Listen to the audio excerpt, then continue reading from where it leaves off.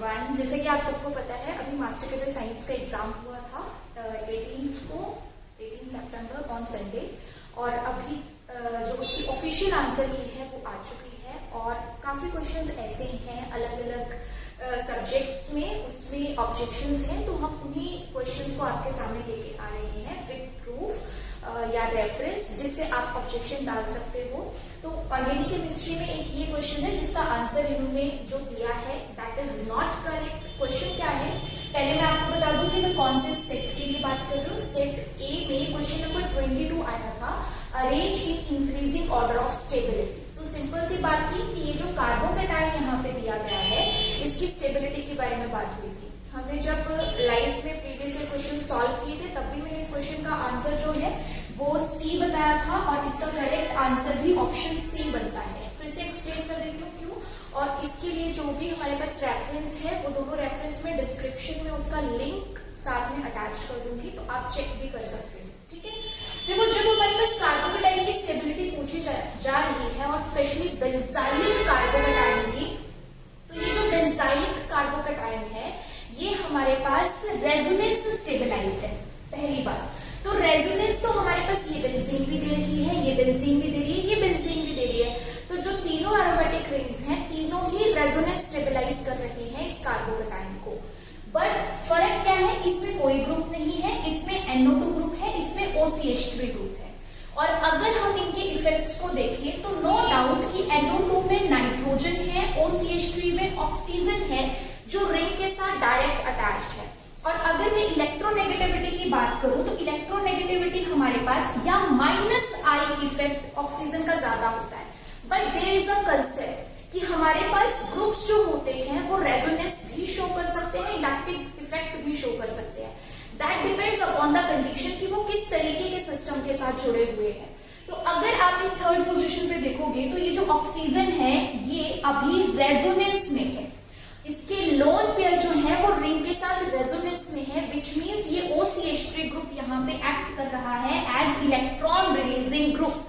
इस केस में इसका जो -I है वो डोमिनेट नहीं करेगा, because when there is comparison between resonance effect and inductive effect तो हमेशा रेजोनेंस डोमिनेट करता है, और इसका हमारे पास प्रैक्टिकल डाटा जो है वो भी मैच करता है इन बातों से। ठीक है, तो OCH3 क्या करेगा, रिंग पे इलेक्ट्रॉन डेंसिटी बढ़ाएगा, रिंग पे इलेक्ट्रॉन डेंसिटी बढ़ेगी विच मींस ये बड़े आराम से इस कार्बोकेटाइन को स्टेबलाइज कर पाएगा।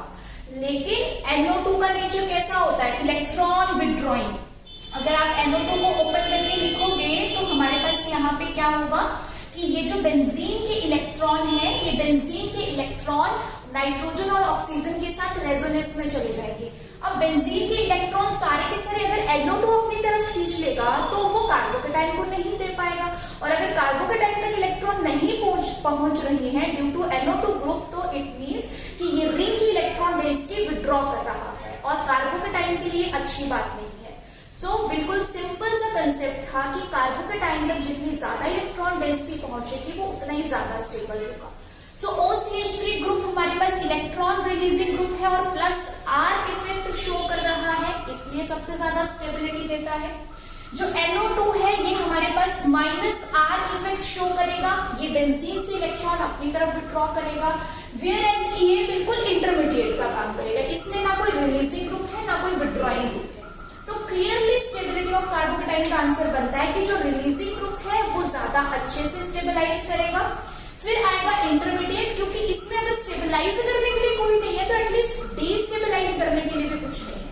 और NO2 वाला कार्बोकेटाइन आएगा सबसे लीस्ट स्टेबल, क्योंकि वो बेंजीन की सारी इलेक्ट्रॉन डेंसिटी को विड्रॉ कर रहा है, तो कार्बोकेटाइन इसके साथ स्टेबलाइज फील नहीं करेगा। So the correct answer should be 3 1 then 2, not 3 2 1 या 1 2 3 जैसे इन्होंने लिखा है कि फर्स्ट सबसे ज्यादा स्टेबल, फिर सेकेंड, फिर third. No, it's not correct. और इसका जो हमारे पास प्रूफ है या आप कह सकते हो इसका जो रेफरेंस है वो दो हमने साइट से कह लो। एक तो हमारे पास बुक है रॉबर्ट न्यूमैन की, उसके बुक में चैप्टर नंबर 14 है सब्स्टिट्यूएंट इफेक्ट के नाम से, जो चैप्टर 14 में सब्स्टिट्यूएंट इफेक्ट में मेंशन किया गया, उसमें बताया ही सब कुछ ये गया है कि जब OCH3 ग्रुप होता है तो उसका +R क्यों डोमिनेटिंग होता है, with exact data exact values की वो बेंजीन रिंग को कितना ज्यादा एक्टिवेट करता है।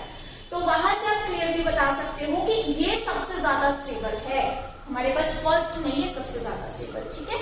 तो एक आपके पास ये आ जाएगा, और दूसरा हमारे पास एग्जैक्ट अगर यही क्वेश्चन देखेंगे तो SN1 के रेट के लिए, जब SN1 रिएक्शन का रेट पूछा जाता है तो उसमें भी स्टेबिलिटी ऑफ कार्बोकैटायन देखी जाती है। तो ऐसा ही एक फॉरेन की वेबसाइट का लिंक मैं शेयर कर रही हूँ जिसमें डिट्टो यही 3 एग्जांपल दिए गए हैं और क्लियरली बताया गया है कि जो SN1 रिएक्शन है वो थर्ड में सबसे फास्ट होगी, इसमें इंटरमीडिएट होगी और इसमें सबसे स्लो होगी। एंड रीजन अगेन सेम है कि OCH3 सबसे ज्यादा रिंग को एक्टिवेट करेगा, रिंग सबसे अच्छे से इलेक्ट्रॉन डेंसिटी कार्बोकैटायन तक पहुंच जाएगी, और ये तभी कार्बोकैटायन स्टेबल बना रहा है, तभी SN1 का रेट इसमें सबसे फास्ट होगा।